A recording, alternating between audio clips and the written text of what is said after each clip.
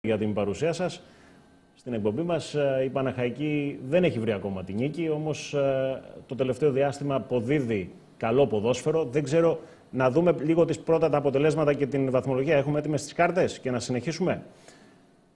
Ηλιούπολη Ολυμπιακός Β 0-1, Καλαμάτα Παναθηναϊκός Β 0-0, Παναχαϊκή Καλιθέα 1-1, Διαγόρας Ρόδου Γιούχτας 2-0, Εγάλεο Τηλικράτης Λευκάδας Χανιά Ιωνικός. Τα παιχνίδια αυτά θα διεξαχθούν αύριο Τρίτη. Να δούμε και τον πίνακα της βαθμολογίας. Καλιθέα στην πρώτη θέση με 24 βαθμούς, Χανιά 22 με τον Διαγόρα Ρόδου, Ηλιούπολη 20 μαζί με την Καλαμάτα, Ιωνικός 18, Γιούχτας 14, Ολυμπιακός Β 11, Παναθηναϊκός Β 10, Εγάλεο και Τηλικράτης Λευκάδας 8. Να πούμε ότι ο Τηλικράτης έχει παιχνίδι λιγότερο. Παναχαϊκή με 6 βαθμούς στην τελευταία θέση. Επόμενη αγωνιστική. Γιούχτας Καλαμάτα, Εγάλεο Διαγόρας Ρόδου, Παναθηναϊκός Β, Παναχαϊκή, Τηλικράτης Λευκάδας, Χανιά, Ιωνικός Ηλιούπολη, Ολυμπιακός Β, Καλιθέα. Και τώρα, κύριε Τάτση, θα συνεχίσουμε την κουβέντα μας. Ήταν χρήσιμο να δούμε τι έγινε και να δουν και οι τηλεθεατές μας τι έγινε στην αγωνιστική που πέρασε. Παναχαϊκή παίζει καλό ποδόσφαιρο. Προσπαθείτε το τελευταίο διάστημα να δώσετε αυτό που έλειπε τόσο καιρό στην ομάδα και να καταφέρετε να πάρετε το πρώτο τρίποντο. Τι φταίει? Είναι η κατάσταση που βρισκόταν στην αρχή η ομάδα. Μην ξεχνάμε ότι ήταν ένας οργανισμός που ήταν νεκρός εντελώς. Και τώρα αυτή τη στιγμή, μετά από 34 περίπου προπονήσεις που έχω κάνει σε αυτή την ομάδα, τον έχω επαναφέρει στη ζωή, απλά τώρα είναι ακόμη στην εντατική. Σωστά. Οπότε θέλει λίγο βήμα-βήμα.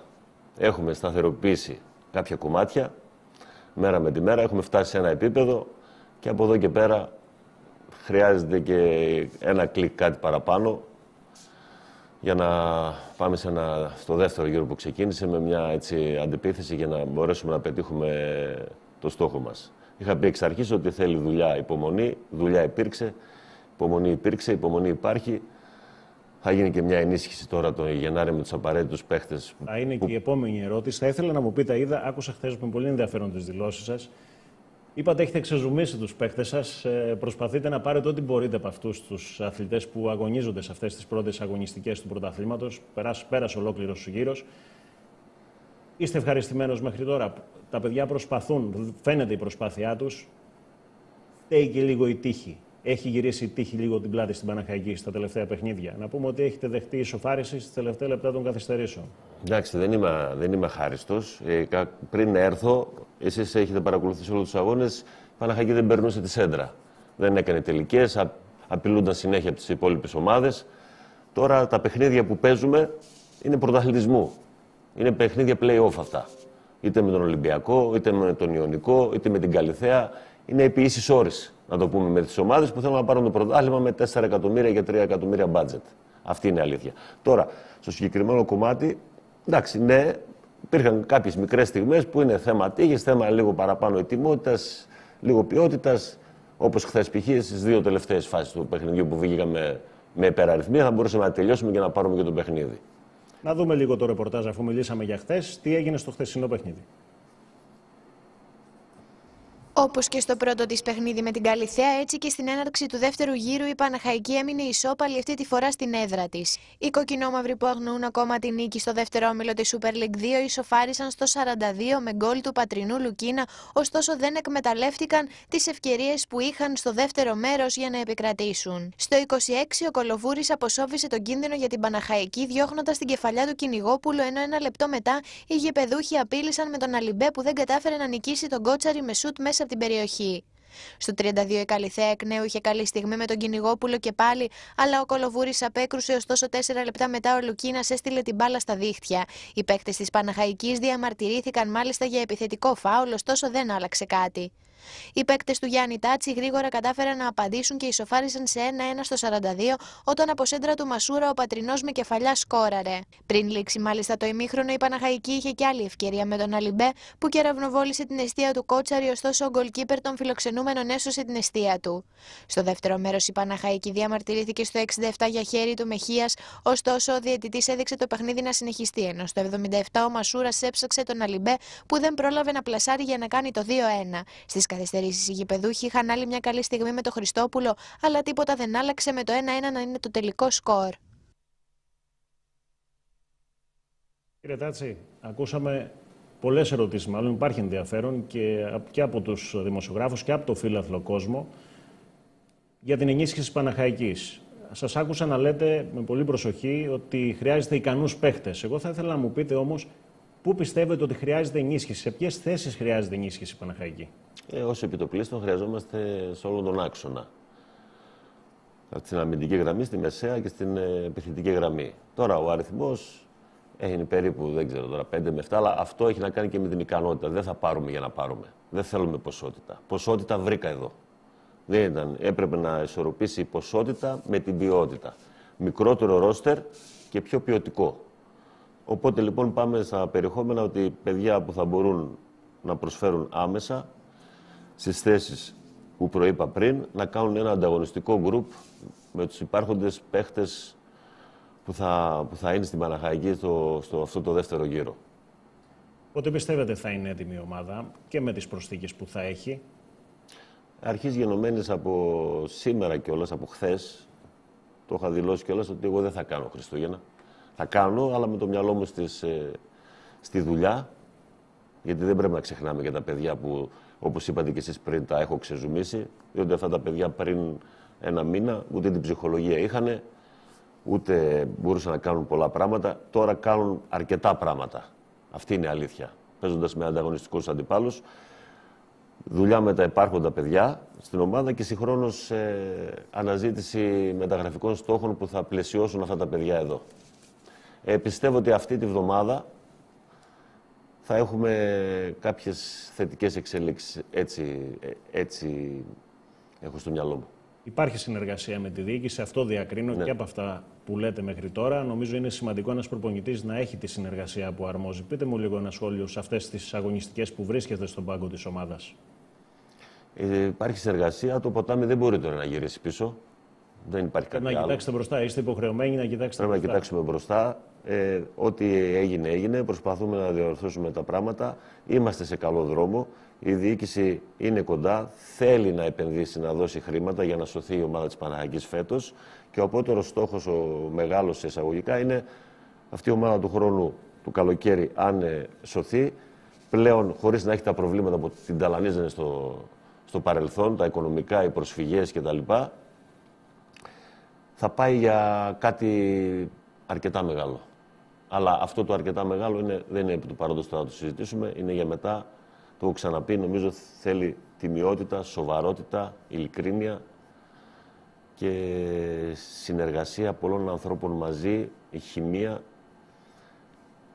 αλλά πολύ σοβαρότητα. Θέλει, για να το πούμε καλύτερα, ομαδικότητα, γιατί...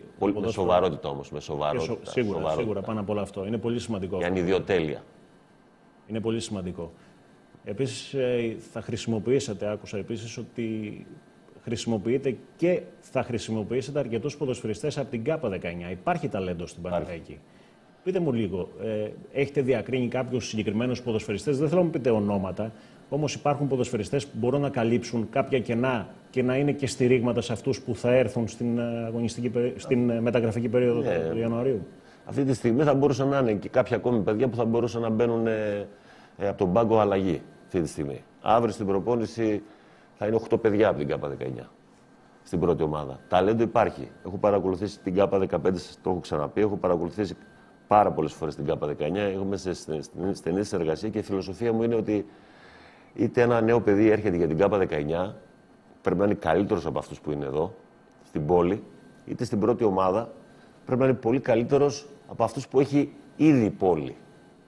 Τώρα, δεν πάει να πει ότι επειδή κάποιος είναι πατρινός πρέπει οπωσδήποτε να τον έχουμε στην ομάδα. Χρειάζεται και δουλειά, χρειάζεται επιμονή, υπομονή. Εννοείται και εγώ είμαι πολύ αυστηρός κριτής, με πολύ υψηλές απαιτήσεις.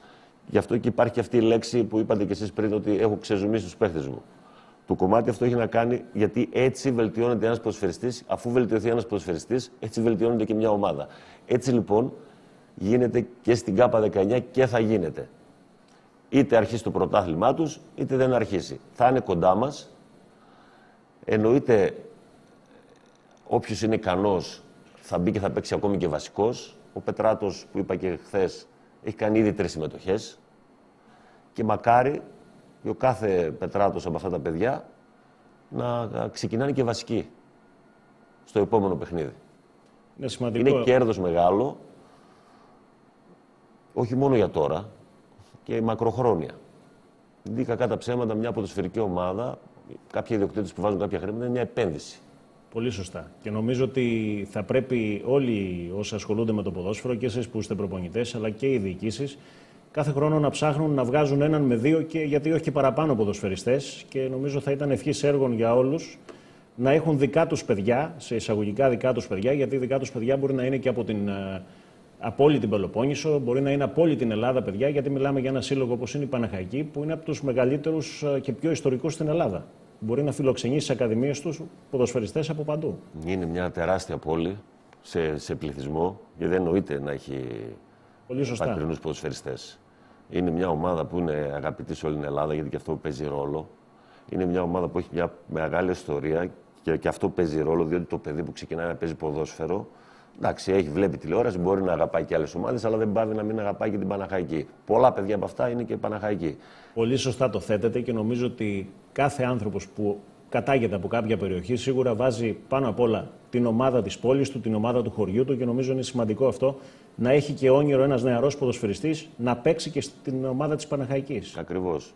Εδώ με μένα είναι αυστηρά δίκαια, πραγματικά, με τη σωστή σειρά, τη σωστή στιγμή, όταν πρέπει αυτό που πρέπει. Και εδώ θα πρέπει, έχετε και εσείς την ευθύνη, σας το λέω, καταλάβετε πώς θέλω να σας το πω, και εσείς αλλά και οι διοικούντες να καταλάβουν αυτό και να δώσουν ένα όραμα στα νέα παιδιά και να πιστέψουν στη φανέλα της Παναχαϊκής και να συνεχίσουν μάλλον να πιστεύουν στην ιστορική αυτή φανέλα της Παναχαϊκής. Τους διοικούντες εμείς οι προπονητές πρέπει να τους κάνουμε. Πολύ σωστά. Πείθουμε. Αυτή είναι η μεγάλη αλήθεια, να μην αποποιούμε στις ευθύνες μας. Εγώ επειδή έχω περάσει μέχρι να γίνω ο πρώτος προπονητής, head coach που λέμε, έχω περάσει από όλα τα τμήματα. Έχω κάνει ΚΑΠΑ17, έχω κάνει πιο μικρές ηλικίες, έχω κάνει 3 χρόνια ΚΑΠΑ20. Έχω γίνει assistant coach στη ΓΑΜΑ Εθνική, assistant coach στη Β' Εθνική. Έχω περάσει όλα τα στάδια. Έχω δει πώς είναι όλο το μοντέλο του ποδοσφαίρου. Και έχω δει και πώς είναι και ένας παράγοντας. Έχω κάνει και μια χρονιά team manager όταν σταμάτησε το ποδόσφαιρο στον Μπας Γιάννενα. Οπότε ένα κομμάτι είναι ένας κύκλος ολόκληρος. Η Πάτρα έχει ένα τεράστιο κύκλο εδώ και έχει τεράστια δυναμική και έχει πολύ μεγάλο υπόβαθρο για επένδυση αυτή η ομάδα και αυτή η πόλη. Ειδικά στο ποδόσφαιρο. Και νομίζω ότι όταν η Παναχαϊκή θα επιστρέψει, που θα επιστρέψει, κακά τα ψέματα, γιατί η ζωή κάνει κύκλους, δεν χάνονται αυτές οι ομάδες, μιλάμε θα είναι για μεγάλα πράγματα. Αρκεί τότε να υπάρχουν οι σοβαροί, οι έντιμοι, οι ανιδιοτελείς και αυτοί που θα λειτουργούν πάνω απ' όλα για το συμφέρον του συλλόγου. Κύριε Τσάτση, να σας ευχαριστήσω για την παρουσία σας. Σίγουρα θα έχουμε την ευκαιρία να τα πούμε. Εύχομαι να έχετε καλές γιορτές, η Παναχαϊκή να πετύχει τους στόχους που έχει και εγώ να ευχηθώ και σε εσάς όλους τους στόχους που έχετε οραματιστεί για την ομάδα της Πάτρας να είναι εφικτοί. Εμείς, φίλες και φίλοι, θα συνεχίσουμε με το ρεπορτάζ του αγώνα Καλαμάτα Παναθηναϊκός Β.